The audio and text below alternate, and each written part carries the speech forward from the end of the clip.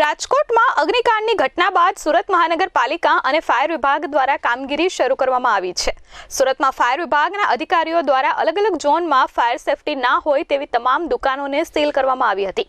અંદાજે 600 કરતાં પણ વધારે દુકાનો, હોસ્પિટલ, માર્કેટની દુકાનોને સીલ કરી દેવામાં આવ્યું છે। સુરત શહેરમાં ભૂતકાળમાં બનેલી આગકાંડની ઘટના બાદ રાજકોટમાં જે ઘટના બની છે તેના કારણે રાજ્યભરની તમામ મહાનગરપાલિકાઓની આંખ ખુલી ગઈ છે।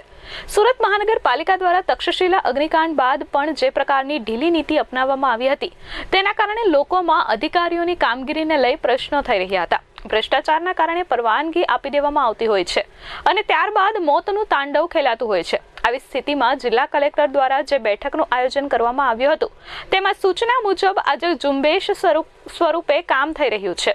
સુરતના અલગ અલગ ઝોનની અંદર textile market, hospital, gym, tuition classes આ તમામની અંદર તપાસ કરવામાં આવી છે અને ફાયર એનઓસી ન હોય કે અન્ય સ્ટ્રક્ચર ના હોય તેઓને જરૂરી પરવાનગી લેવાની હોય છે તે ન જણાઈ આવતા ત્યાં સીલ મારવાની કામગીરી કરી દેવામાં આવી છે।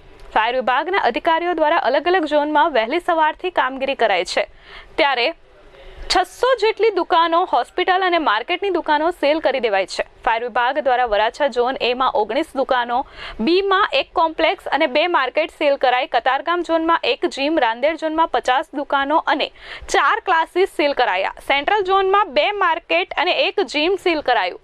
ઉધના એ અને બી ઝોનમાં 9 દુકાનો સીલ કરાઈ। આગામી દિવસોમાં પણ ફાયર દ્વારા આવી જ રીતે કામગીરી શરૂ રખાશે। Bureau report S24 news, Surat.